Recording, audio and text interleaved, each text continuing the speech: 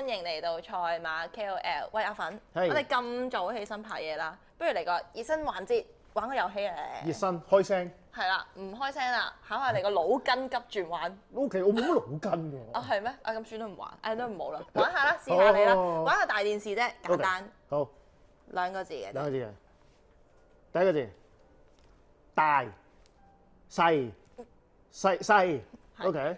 第二個字一，即係加埋咧。MC 首歌世一。係啦，就係世一啦。點解要講世一咧？因為世一麥當勞 is back 我以為咁啊！你話 MC 會嚟添啊。我都想啊，不如換咗佢啊，唔該咁樣。我唔好，我要麥當勞，我要麥當勞。係啊，咁啊，因為咧世一麥當勞咧嚟緊就會喺香港客串6個星期嘅，咁就啱啱咧都係啲澳洲嘅級制賽啦、大賽嗰度贏緊嘛，尤其是憑藉精緻之道啦。咁啊嚟到香港作賽咧。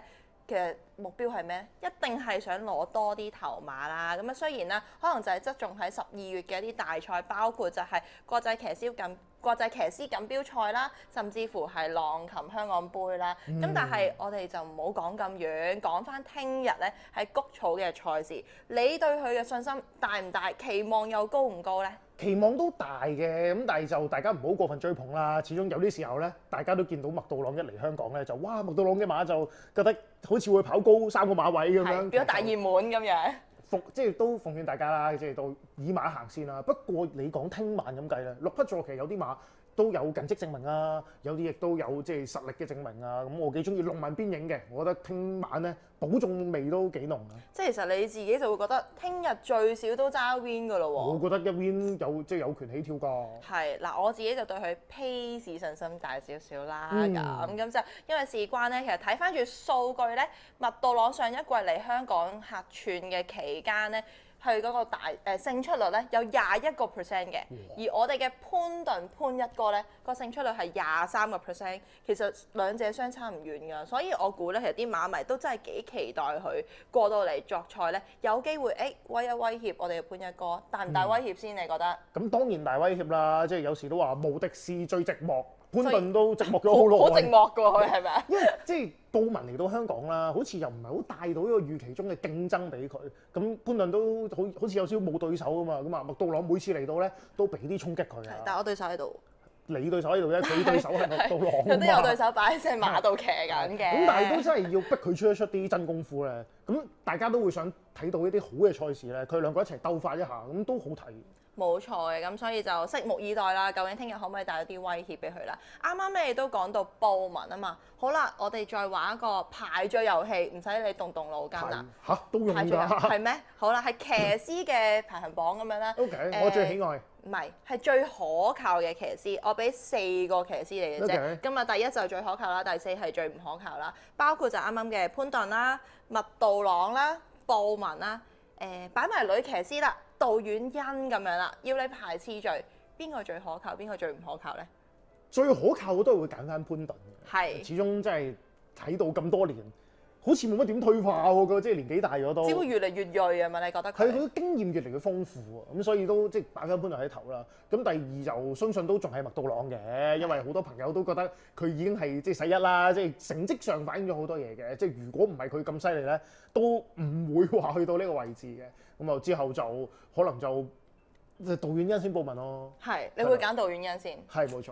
係咁啊嗱，其實大家對麥道朗即係個人已經係世一咁勁啦，佢啲馬咧其實都係啲好好嘅賽區嚟㗎嘛。咁啊撇除咗可能大家或者馬迷最熟悉嘅就係浪漫勇士之外，你自己對邊一匹馬佢嘅策騎係最有印象深刻嘅咧？嗱，我講先啦，我就一定係揀遨遊氣泡㗎啦，3冠馬王喎。咁遨遊氣泡即係嗰場香港金杯都真係好精彩嘅，贏得冇嗰場咧都唔會有3冠王呢個咁嘅成績啦。咁但係如果你話佢喺香港跑過嘅馬，深印象可能我會揀氣勢喎。氣勢係咪唔係上一季佢贏嘅咧？已經唔係上一季，已經係前季嘅事啦。咁嗰陣時都仲同嘉應高升火拼緊，咁而嘉應高升啊馬王啦，其實咁大個仔都淨係輸過俾一匹馬兩次。就係氣勢，兩次都係麥道朗跑嘅，咁就所以都幾神奇嘅呢件事。雖然氣勢後來有啲受傷，咁但係喺生涯入邊可以擊敗過加人高升咧，都係一個好大嘅成就。咁啊嗱，聽日嘅谷草賽事啦，我哋潘一哥潘頓咧就 full booking 㗎啦，而麥道朗咧都有6匹嘅坐騎，究竟係咪真係可以執到一邊？尤其是啱啱你所講嘅龍紋邊境咧，我哋就拭目以待啦。咁我自己咧，即係聽日咧嘅心水咧，其實就擺咗喺3場4班1650嘅賽事度啦。比較中意就係隻8號嘅林寶精神嘅，咁亦都係即係今季練馬師榜首廖康明馬房嘅一匹鋭馬啦。咁嗱，其實睇翻住上場126嘅場次，其實我自己覺得咧，隻馬係好大機會打搭贏嘅，只不過輸啲咩？輸啲外圍嘅因素，咁就冇辦法啦。因為最後咧直路50米嘅時候就同啲馬有碰撞啦，咁啊令到失咗平衡。其實當中受影響嘅馬群都有好多嘅，即係包括咧就係有星運小雀啊、神驅馬靈啊呢一啲，其實都受到咧就係隻光明傳承撞一撞佢哋，咁啊失咗平衡，所以就名次上未必係好突出啦。咁但係咧我自己就覺得咧，希望今場嘅際遇好少少咧，同埋我見到佢真係報名同埋跑得好密啊，2個禮拜跑一次，唔知係咪馬房咧真係好想去嚟到阿 Win。咁既然好啦，你爭勝決心咁大，我擺俾你嘅決心我都會大啲啦。咁所以我聽日咧就中意就係隻8號林寶精神，仲要咩啊？換咗啱啱你所講最可靠的潘一哥係啦，換咗佢騎，希望就可以快啲執到入邊啦。咁嗱，除咗自己中意隻8號林寶精神之外咧，另外就中意7號嘅寶城智星噶啦，遠欣嘅坐騎。係啦，咁其實咧，今季2場都冇乜表現交到，但係你可以睇翻上一季咧，佢喺497場次啦，咁就佢係識贏呢一個路程嘅，只要咩咧，佢放到出嚟，其實隻馬咧就有機會交到個表現啦，或者係即係可能跑入3甲嘅機會都會高啲啦。今場就換到杜遠欣啦，都係一啲比較積極嘅騎師啦。頭先都講佢即係跑法都好多變，亦都係今場大家都會覺得，好似有少少煥然一新嘅感覺，就覺得女將都真係幾好喎，尤其是其實佢入 pace 嘅上名率咧都好高嘅，咁所以我自己就會覺得呢一隻都係大家可以考慮嘅範圍之一。咁除咗呢隻7號寶城智星咧，都可以搭埋一隻11號嘅風繼續吹啦。咁就睇翻上場138場次，上場泥地咧揸住個外檔，其實係一路走住啲4碟嘅不利路段啦。咁但係最尾咧都可以贏到，連大哥啊賢哥都忍唔住，最尾要唱風繼續吹。咁所以咧今次隻腳咧，我都會揾埋呢一隻去拖埋嘅。咁所以咧就係總括啦，我係就係揀咗3場嘅4班1650賽事，用8號嘅林寶精神做膽啦，就拖7號嘅寶城智星同埋11號嘅風繼續吹就買連贏嘅。你聽日嘅心水係邊場咧？咁我都講咗啦，我對杜遠欣係有少少偏愛嘅。咁今次都揀咗隻杜遠欣嘅坐騎咧，就做我嘅膽嘅。咁啊揀咗第9場尾場啊，2班1650米嘅3號嘅彈球開心啦。其實隻馬今次都真係好多變數嘅。咁但係最緊要係咩啊？季初贏到先，我覺得兩樣嘢好緊要。咁季初嗰場008啦，其實本身嗰場咧就唔係諗住揾班德利嘅，其實係 book 咗梁家俊嘅。咁但係冇計，嗰場就臨場做唔到榜，就換咗人啦。咁其實我覺得已經係打亂咗個部署，但係都可以跑得咁好。嗱，嗰一場就守住啲2搭嘅6、7位生位啦，入到直路嘅走勢就好強嘅，結果就能夠衝贏晒啦。咁嗰種個賽績水準叫做唔錯啦，唔算話特別高低咁2班中啦，我相信。咁但係你後面都始終有啲舉步生風啊，健康愉快呢啲馬再出咧都係能夠保中嘅。咁今次啦，哇真係轉晒好多嘢啦，轉嚟谷草啦，轉咗個配備戴咗羊毛面箍啦，轉埋個騎師杜遠欣，好多嘅新鮮感咧俾到隻馬。上2場慢閘，咁慢閘其實就已經係好難即係有機會爭 win 啦。今次只要個出閘正常常，亦都有足夠嘅步速咁計咧，我覺得呢場都應該有啲賠率嘅。我試下冷膽少少揸呢隻3號嘅彈球開心做膽啦。咁另外就1號競速威龍啦，咁啊一定係叻馬嚟㗎啦！上次即係唞咗成咁耐7個月喎，一出都仲可以贏到馬，其實就幾誇張嘅。咁今次個少少考驗啦，就係叫做喺1800米縮翻落嚟1650米，但係頭先都講咗啦，預計呢一場咧都有啲步速嘅，咁所以今次我都希望佢可以繼續跑入前列啦，即係贏唔贏一件事，但係我相信要預一席嘅呢隻1號嘅競速威龍。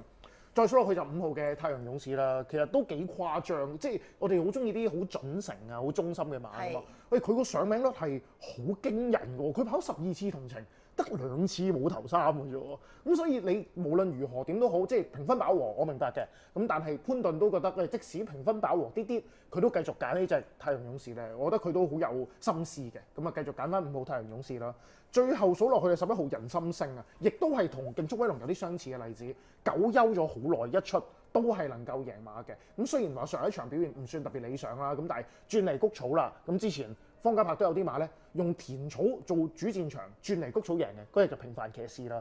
咁而人心星今次都有個類似部署咧，我預計都憑住佢輕磅喺2班咧，仲有啲上升空間嘅。咁今次啊，連贏位揀咗第9場啦，3號嘅但求開心做膽，拖1號嘅競速威龍，5號嘅太陽勇士，同埋11號嘅人心星。嗱，除咗我哋兩個嘅心水之外咧，當然就有一眾嘅 KOL 擂台榜噶嘛。嗱，9月10月嗰啲咧，我哋就抹咗佢啦。我同你都真係成績唔係特別好。唔係㗎，我覺得算係咁。算係咁啦，交代到。唔係啊，但係我哋11月嘅成績更好啊嘛。我哋要咩啊？展望將來。知唔知點解我哋兩個坐喺度啊？因為我哋兩個暫時咧都叫喺前面嘅。係啦，名列前茅啦啊嚇，但係我擺哋要前面走先謙虛少少。咁都會有後上馬㗎嘛。係，我係靠隻靈女標區啊嘛，你係邊只咧？我嗰隻就都唔係好後上嘅，係因為我揀咗輕功馬男啦上哦，期。係，所以暫時11月就我哋兩個啊呢住少少啦，係啦咁但係嚟緊咧都有多唔同嘅賽事㗎嘛，你就應該今期都係繼續用遠欣呢一隻嘅但求開心做膽打我哋嘅擂台係咪啊？係啊，做人又好，揀馬又好，但求開心嘅9場3號，但求開心。我就可能貪心少少㗎啦，未必但求開心㗎啦，但係我就會用到潘頓呢一隻嘅林寶精神打我哋嘅擂台榜，咁啊希望可以繼續打到我哋啲 KOL 啦，希望11月可以做一個榜首啦。買林寶又開心又精神，係咯，要買林寶啦，咁就好似覺得幾好。好，冇錯。咁我哋下期嘅賽馬 KOL 再同大家見面，拜拜。